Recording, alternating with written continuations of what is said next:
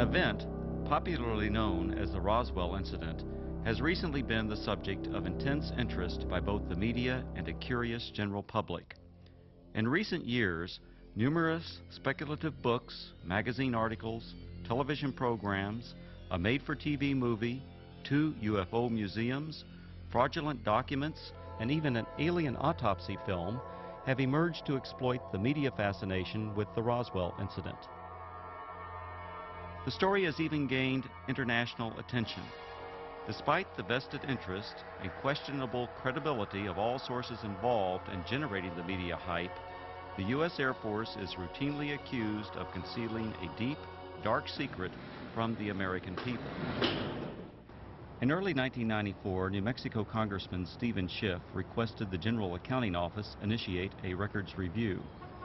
The purpose of this review was to determine if the U.S. Air Force or any other U.S. government agency possessed information on an alleged crash near Roswell, New Mexico in July 1947 of an extraterrestrial vehicle and its alien crew. In response to the GAO probe, the Secretary of the Air Force directed a comprehensive search for records. The objective of this search was to tell the Congress and the American people what the Air Force knew about the 1947 Roswell claims. If the information was still classified, it was to be declassified. If active or former Air Force officials had signed non-disclosure agreements, they were to be released from these agreements. The resulting 800-page report was completed in July 1994. The report concluded that the predecessor to the U.S. Air Force, the U.S. Army Air Forces, did recover material near Roswell in July 1947. What was recovered was not the remains of an extraterrestrial spacecraft and its alien crew, but debris from a then classified Army Air Forces research project codenamed Mogul. Begun in 1946, Project Mogul was a top-secret attempt to acoustically detect suspected Soviet nuclear explosions and ballistic missile launches. The project was accorded the highest priority because it addressed the most important post-war national defense concern, development of an early warning system to prevent a devastating surprise attack. Mogul used an odd assortment of naval acoustical sensors, radar reflecting targets, nylon fibers, and other equipment carried aloft by a train of weather balloons extending over 600 feet. Claims that the U.S. Army Air Forces recovered a flying disc near Roswell in 1947 were based primarily on a misidentification of the radar targets, a standard element of weather equipment adapted for use on the long Mogul balloon train. In June 1947, the oddly constructed radar targets were found by a local rancher who later reported the equipment as a flying disc. Following some initial confusion at Roswell Army Airfield, the flying disc debris, aluminum foil, rubber, paper, and sticks, was identified by Army Air Force officials as remnants of radar targets and weather balloons. With the positive identification by the Army Air Forces of the debris recovered by the rancher, events that occurred in 1947 were officially resolved and largely forgotten. Initially, the Roswell incident consisted only of accounts of the recovery of a flying disc. In 1947, there were no claims of alien bodies associated with the Roswell incident.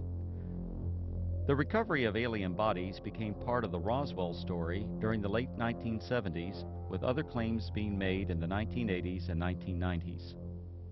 These later-day revisions to the Roswell story were often based on anecdotal accounts from second- and third-hand witnesses collected by UFO enthusiasts 40 or more years after the actual event. The same anecdotal accounts that refer to bodies also describe large-scale field operations conducted by U.S. military personnel using an assortment of military vehicles and aircraft to recover crashed debris supposedly from an extraterrestrial spaceship. Military personnel were allegedly led by an angry, red-headed captain, threatening those who witnessed the operation with imprisonment or death if they revealed what they observed. The popular Roswell story contends that the bodies, once recovered, were allegedly transported under tight security to the base hospital at Roswell Army Airfield for autopsy. At the hospital, the angry red-headed captain was again allegedly observed threatening civilians. Following the purported autopsies, the alien bodies were supposedly transported to Wright Field, Ohio, now Wright-Patterson Air Force Base, for further processing and storage. This summarizes the Roswell incident scenario as presented by UFO enthusiasts. On the surface, this explanation may appear plausible to some. However, things are not always as they appear. The reports of bodies were only briefly discussed in the 1994 Air Force report because the search for records from 1947, the year of the alleged incident, did not yield any data to support a 1947 claim of alien bodies. However, following the release of the 1994 report, additional research uncovered information which explains some of the claims of alien bodies associated with the Roswell incident. From the additional research, a second report was written which critically examined the anecdotal claims and descriptions of flying saucers, aliens, and reports of unusual Air Force activities in the New Mexico desert. This in-depth examination revealed that many of these claims were reasonably accurate descriptions of Air Force activities. Some of the claims that refer to bodies are most likely misperceptions by uninformed persons of unclassified and widely publicized Air Force scientific achievements of the 1950s.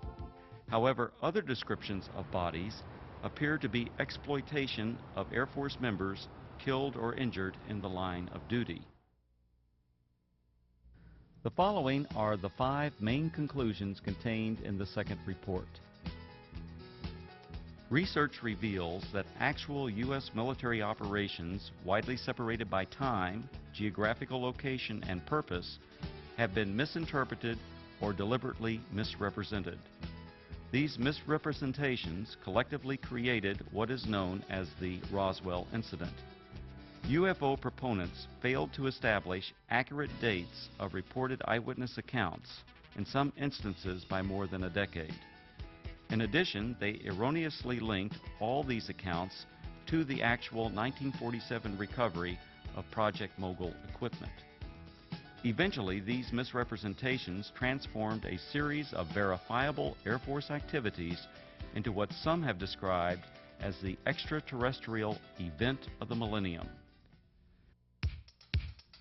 Reports of aliens in the New Mexico desert were actually anthropomorphic test dummies that were carried aloft by Air Force high-altitude research balloons. Critical examination of alleged alien sightings consistently matched the physical characteristics of these dummies, as well as where and how they were used. Vince, that new dummy cam is great. Yeah, it'll sure give people a whole new outlook on what it's like when you don't wear a safety belt.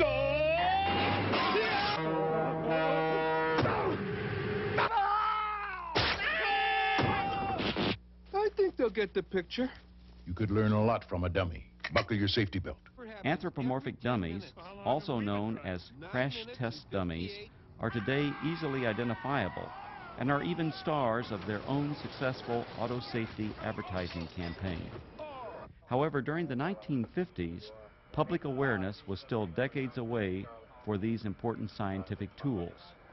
From 1953 to 1959, anthropomorphic dummies were used by the U.S. Air Force Aeromedical Laboratory in projects High Dive and Excelsior. The project's main objective was to study methods for returning a pilot or astronaut safely to Earth by parachute if forced to eject at extremely high altitudes. For these tests, dummies were transported up to 98,000 feet by high-altitude balloons.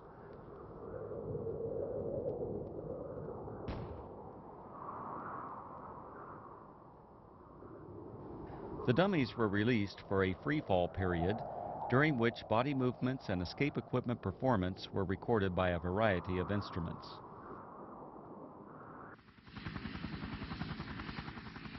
Many of the dummies landed outside the confines of military reservations and were regularly observed by local civilians. Following a series of dummy tests, a human subject, Air Force test pilot Captain Joseph W. Kittinger Jr., now a retired colonel, made 3 bailouts from high-altitude balloons. These and other aeromedical projects that used both dummies and human test subjects were unclassified and widely publicized in the press and other media. In 1956, 20th Century Fox released On the Threshold of Space, a feature-length motion picture based on these projects and filmed on location at Holloman Air Force Base. Air Force personnel, aircraft, high-altitude balloons, and other equipment, including the actual anthropomorphic dummies, were used in the making of this film. The eyewitness reports of military units that always seemed to arrive shortly after the alleged crash of a flying saucer were actually accurate descriptions of Air Force personnel engaged in high-altitude balloon and anthropomorphic dummy recovery operations. Since 1947, Air Force atmospheric research organizations at Holloman Air Force Base, New Mexico, have launched and recovered approximately 2,500 high-altitude balloons, many in the same areas of New Mexico where the Roswell incident allegedly occurred. Additionally, the equipment, vehicles, and procedures used by the Holloman Air Force Base Balloon Branch, the unit that conducted most of the launches, are the same as that described by the reputed witnesses who claimed they saw the recovery of the flying saucer and alien crew. These huge Air Force high-altitude balloons, launched by the Holloman Balloon Branch, carried aloft a wide range of sophisticated and, from most perspectives, odd-looking devices. Much of this equipment was experimental and represented for that era the latest in space-age technologies. Payloads ranged from simple radio transmitters to sophisticated satellite components and NASA space probes. In fact, qualification trials for the NASA Voyager Mars and Viking space probes were flown by Air Force high-altitude balloons during the late 1960s and early 1970s. Ironically, these balloons were launched from the former Roswell Army Airfield, site of the originally alleged 1947 incident, and recovered on the White Sands Missile Range over 100 miles to the west.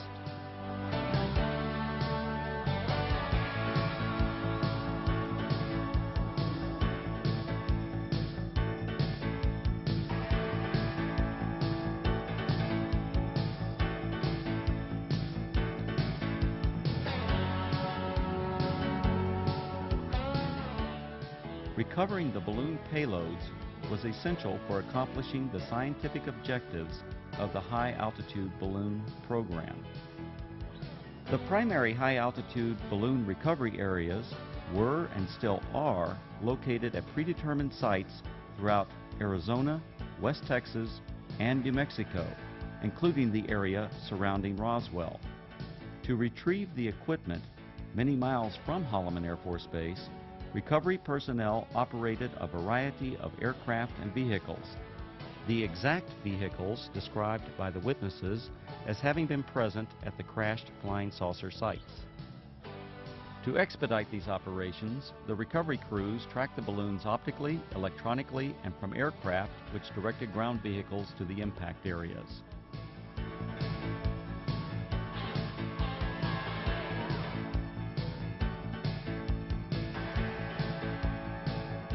In several of the Roswell accounts, unsubstantiated allegations asserted that military personnel who retrieved equipment from rural areas of New Mexico intimidated and threatened civilians on the scene.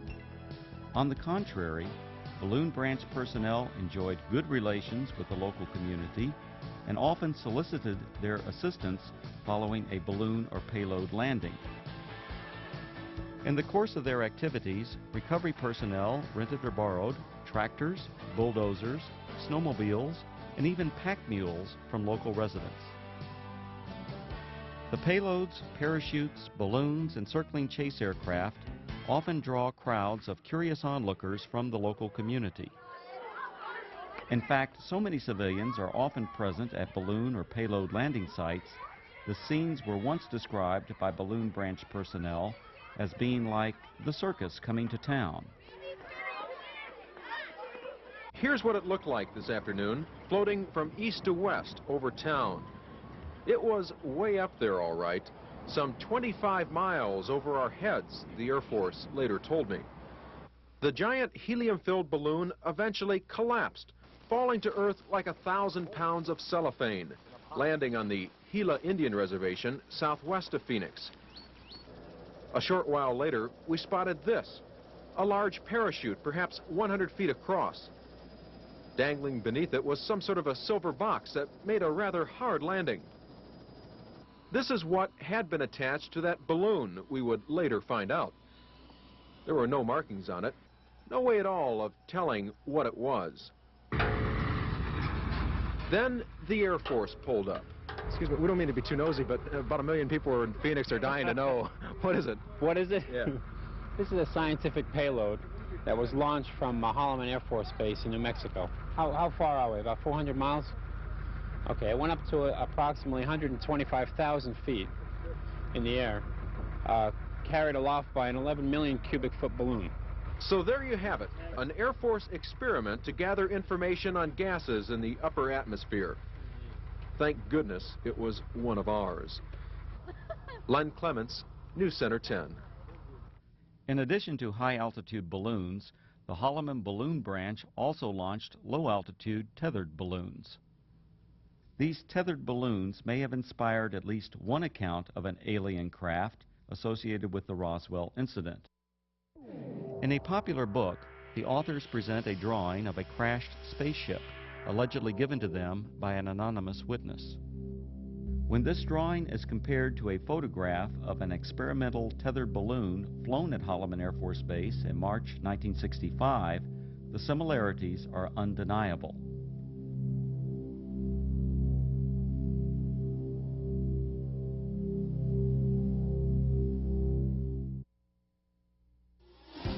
The red-headed captain was probably Captain Joseph W. Kittinger, Jr. Captain Kittinger served as the project officer or pilot in all three of the Air Force's manned high-altitude balloon projects, Man High, Excelsior, and Stargazer. Captain Kittinger was present at many balloon and dummy launch and recovery sites throughout the southwest United States during the 1950s and early 1960s. However, other than the allegations made by UFO proponents, there is no evidence of any kind that Kittinger confronted or threatened civilians. Colonel Kittinger's achievements as an Air Force test pilot are legendary. He has the standing world record parachute jump from nearly 20 miles.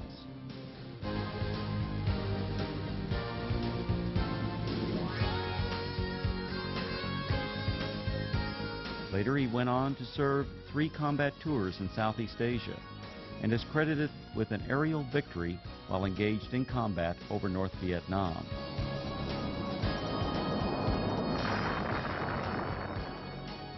After over 480 combat missions, Colonel Kittinger was shot down over North Vietnam and spent 10 months as a prisoner of war in the infamous Hanoi Hilton before being repatriated in March 1973. Colonel Kittinger made history again after retiring from the Air Force. In 1984, he accomplished the first solo crossing of the Atlantic by balloon. The final and most disturbing conclusion of the second Roswell Report is the apparent exploitation of Air Force members killed or injured in the line of duty to perpetuate the alleged sightings of alien bodies. Claims of bodies at the Roswell Army Airfield Hospital were likely a combination of several aircraft accidents and an unusual manned balloon mishap. One aircraft accident occurred on June 26, 1956. 11 Air Force members died when their fully loaded KC-97 tanker aircraft experienced a propeller failure 4.5 minutes after takeoff. The crash site was approximately 9 miles south of the former Roswell Army Airfield, renamed Walker Air Force Base in 1948. The badly burned bodies of the 11 crewmen were identified and processed at the Walker Air Force Base Hospital. The alleged claims of bodies at the base hospital can be traced to a single witness whose descriptions closely matched the condition and the circumstances under which these victims were identified. Furthermore, claims of bodies attributed to specific Air Force personnel are unsubstantiated. Some of these individuals were not even present at Roswell Army Airfield in July 1947. The balloon mishap occurred during a low-level training mission for backup pilots in the Project Excelsior high-altitude manned balloon program. This unusual accident occurred approximately 10 miles northwest of Walker Air Force Base on May 21, 1959. One of the three crewmen, Captain Dan D. Fulgham, now a retired colonel, was injured during landing. Following the mishap, Captain Fulgham and the other balloon crew members were transported to the Walker Air Force Base Hospital via a chase helicopter that followed the training mission for emergency purposes.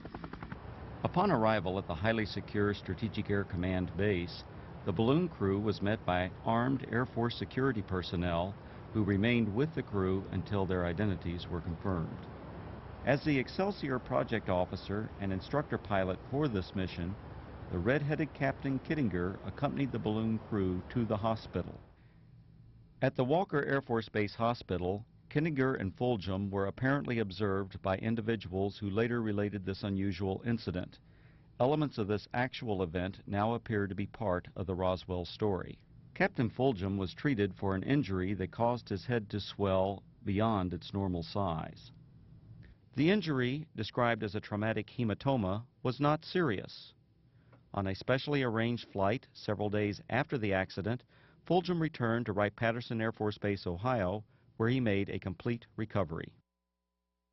Fulgham went on to distinguish himself as a test parachutist and physiologist for the space program. He later flew F-4s in Southeast Asia, adding to his combat record as a fighter pilot during the Korean War. When critically examined, the Roswell incident is exposed as a conglomeration of many events, including aircraft accidents that occurred over several decades. Misidentification of anthropomorphic dummies and experimental balloon-launched devices, combined with Air Force balloon operations portrayed as mysterious flying saucer and alien recovery teams, transformed verifiable events into what is now known as the Roswell incident. The U.S. Air Force and its predecessors have been the unsurpassed innovators in aerospace technology. Legendary Air Force leaders throughout this century have used technological advances to establish the U.S. Air Force as a premier military service.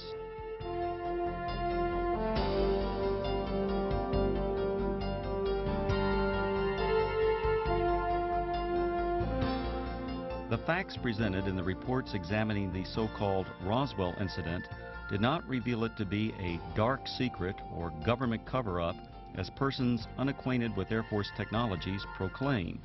Instead, these studies identified a collection of events that exemplify the technological leadership, dedication to duty, and continuing noble sacrifices of the men and women of the United States Air Force.